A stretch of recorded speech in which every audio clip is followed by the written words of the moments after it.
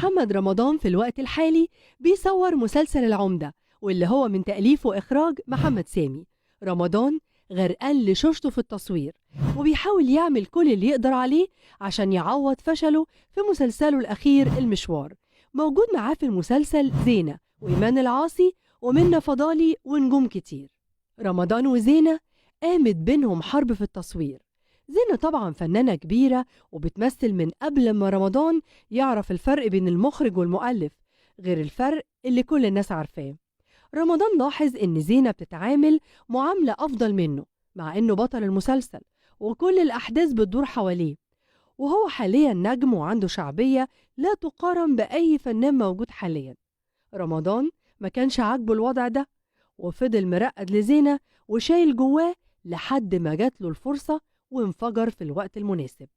زينة كانت جايبة ولادها الاتنين معاها التصوير، وكانت أول مرة تعمل كده لأنها ما بتاخدهمش في أي مكان نهائي. زينة كان كل ما تصور جزء من مشاهدها تروح تطمن على عيالها، ورمضان بيتعطل لأن معظم مشاهد زينة بتكون معاه. الحال ده استمر كذا ساعة لحد ما رمضان طلع كل اللي جواه وقال دي مش طريقة شغل، دي مش حضانة يا أستاذة زينة عشان تجيبي عيالك هنا، ما نلغي التصوير أحسن بقى بدل ما نعطل بعد كده. زينة استغربت من كلامه وعصبيته وحاولت تعدي الموقف وقالت له ده بريك يا محمد، مالك متضايق قوي كده؟ الكام دقيقة دول يعني هم اللي هيعطلوك؟ رمضان ما ردش عليها، لكن من جواه كان بيغلي، وبدأ يسخن المخرج محمد سامي عليها، ونجح في ده فعلا.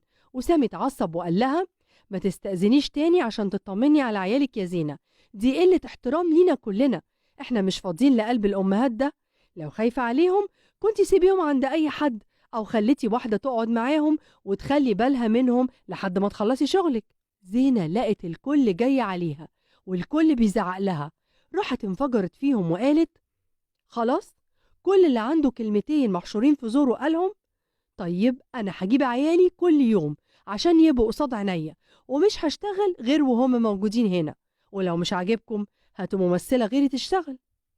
محمد رمضان كأنه ما صدق، ورمالها كلمتين واستفزها زيادة وقال لها لا يا زينة مش للدرجة دي، ده انت نجمة المسلسل، ولو قلقانة على الولاد خلاص يا ستي وديهم عند أبوهم يخلي باله منهم لحد ما تخلصي مشاهدك. الكلمتين دول نزلوا على زينة زي الصعقة، وفهمت من كلام رمضان إنه بيسخر منها وبيلقح عليها، فقالت له أوديهم عند أبوهم؟ أنت بتستهبل صح؟ بطل تلقيح النسوان ده يا محمد، أنا كنت بحترمك بس أنت كده هتخليني أسمعك كلام ما يعجبكش. رمضان اتراجع عن اللي قاله وندم إن الكلام ده طلع منه، وتأسف لها في وقتها وطلب منها إنها تسامحه، لكنها كانت منهارة ومتضايقة. بس لما بس على راسها وفضل طول اليوم يلعب مع عيالها سامحته وقبلت اعتذاره، وقال لها طالما هتجيبي عيالي كل يوم أنا كمان هجيب عيالي ويقعدوا سوا ويسلوا بعض.